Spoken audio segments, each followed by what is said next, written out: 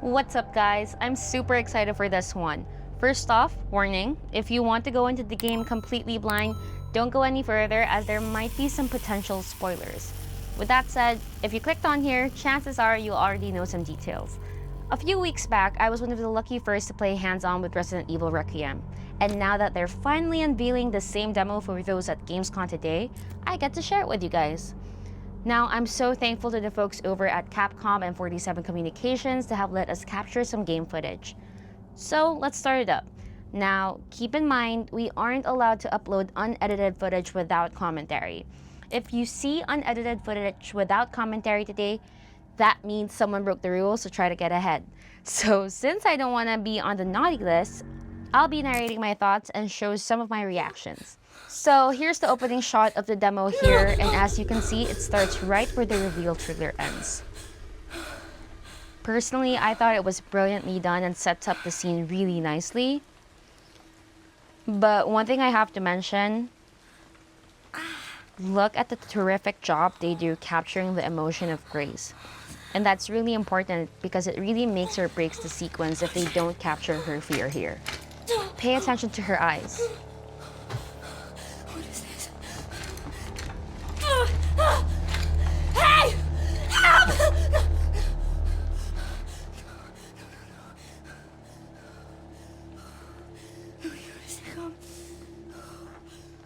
Director Koshi Nakanishi has already established that Grace Ashcroft gets easily scared, a character type that's new for the franchise. So I can imagine they want to get as expressive and nuanced as possible for Grace. So you can see that her blood is being drained here. So we can assume that her blood is special. We'll talk a little bit more about that later. Oh, yes.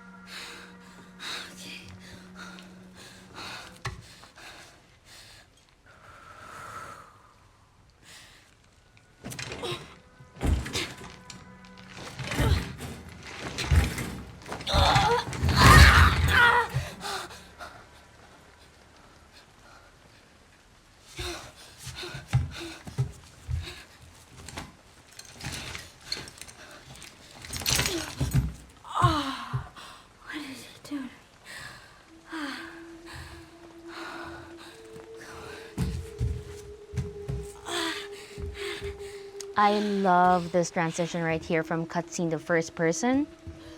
So from here you explore the room, and per usual they do an amazing job with the little details. Everything from the lighting, the shadows, and the sounds of the footsteps. Before we go further, let's get everyone up to speed as it's important to know who Grace is. Some of you already know, she's the daughter of Alyssa Ashcroft. Now, who is Alyssa Ashcroft? Alyssa Ashcroft was one of 8 playable characters in the Resident Evil Outbreak game. We know she was an investigative reporter. She's tough, smart, fearless, a great lockpicker with a keen sense of style. And here's the thing that makes her and her bloodline special. Back in Resident Evil Outbreak, she was infected with the T-virus, but she was able to cure herself with the Daylight vaccine. Now, if you played Resident Evil Outbreak, you probably weren't sure of what happened to her at the end of the game, but now with the new game coming out, we know that she did survive until at least 8 years before Resident Evil Requiem. As a matter of fact, the latest trailer from Gamescom just dropped, and we know that both Alyssa Ashcroft and her daughter Grace were at the Renwood Hotel where she died. At this point, we don't know who killed her or why they killed her, but we do know that she knew that they were after her and that she was fearful that they'd come after Grace as well. So that's pretty much everything that we know of Alyssa Ashcroft, aside from one cool Easter egg we see about her in Resident Evil 7, where we see one of the articles she wrote about the missing people in Louisiana. This has been the only nod that Capcom has done for RE Outbreak. As for Grace, we were first introduced to her in the first Resident Evil 9 trailer that dropped at Summer Game Fest. We know she's an FBI analyst and certain unnamed entities were after her blood. And that brings us to here.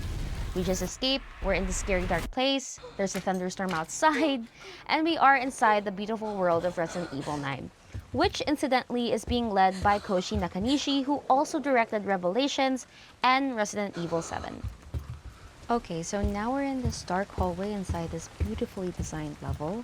It feels small enough where you feel trapped, yet it's balanced and smartly designed where you don't feel hopeless.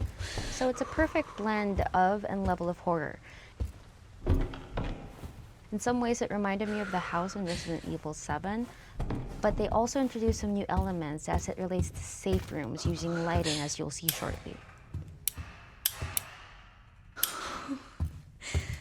I like how if you look close enough, you can see little clues to how NPCs will possibly interact with the map, like these debris right here. Obviously a possible entryway for the hag to pass through, and staying true to the tried and true Capcom DNA, we will be doing some puzzle solving and deductive reasoning which will help us get through each level.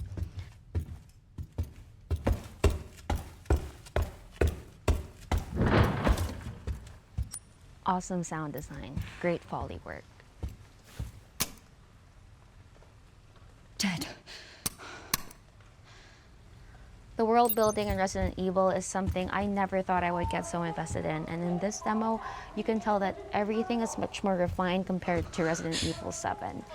You can tell that they've really honed in on this technique of theirs.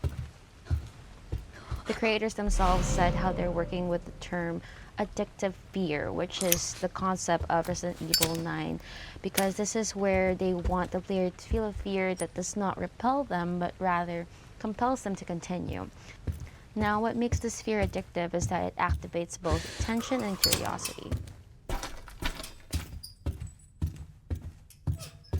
You can easily shift between first and third person without having to restart your game. So I wanted to test it out in this part right here, and I replayed the start of Resident Evil 8 to compare the feeling.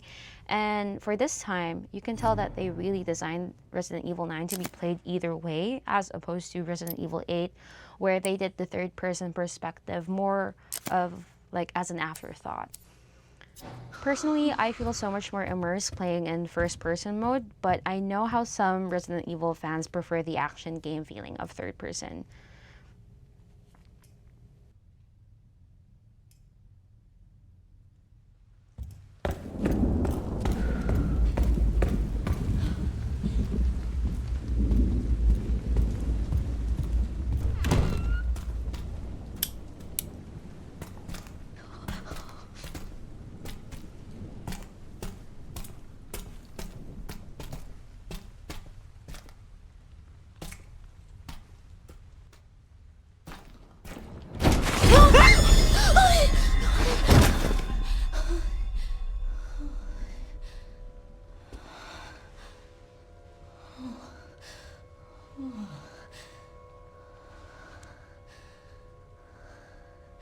He's dead.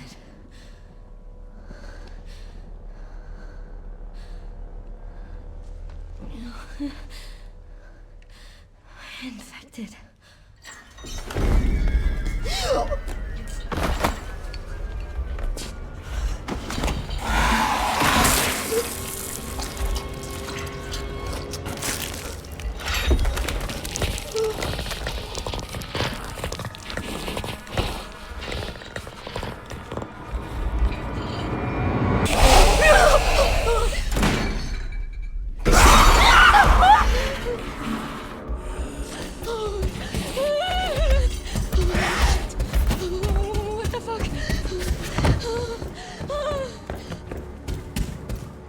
So the sudden but seamless transition from third to first person still got to me.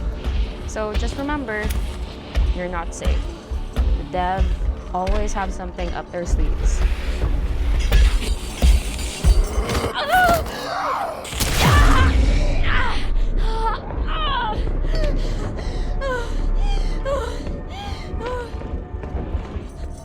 So this part here is interesting for me because I just want to point out that after I got bitten by the hag, you can definitely feel Grace walking slower in the controller. Like, you're putting in all this force, but it doesn't seem like Grace is moving any faster, which I like because it just adds to the tension of playing the game.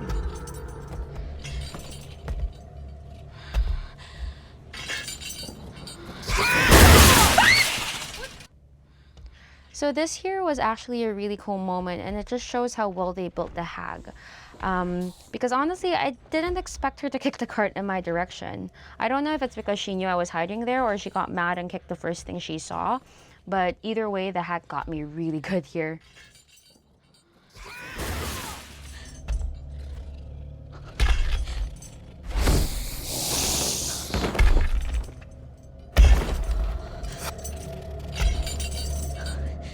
Okay, so this part is really epic because look at that hand and the structure of the scene and everything. I just really love how this scene was composed. I love how they use the little light they have in this demo to paint how terrorizing the hag is.